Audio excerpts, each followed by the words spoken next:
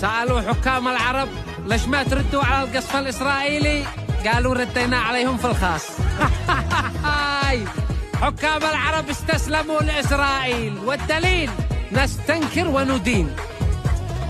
حكام الأمة ما فيهم حكمة، ما حفظوا إلا نستنكر وندين. ومهما قصفوهم ومهما هانوهم أقوى ردة فعل نستنكر وندين. قمة عبرية ما هي عربية، أكبر شي فيها نستنكر وندين.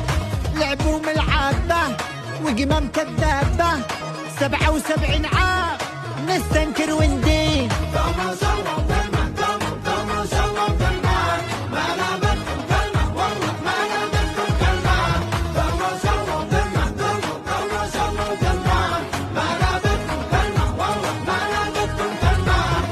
يخرج من داره يركب طيارة ويصير القمة يستنكر ويدين. الحاكم محكوم بالطاعة ملزوم، ما يقدر إلا يستنكر ويدين.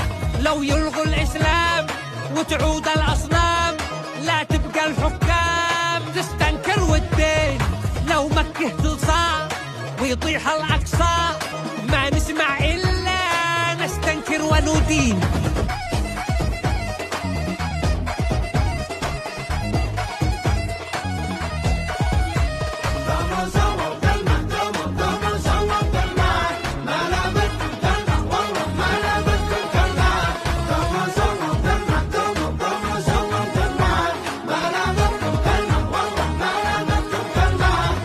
قاعدة الأمريك لو كانت تحميك ما كنت اضطريت تستنكر وتدين.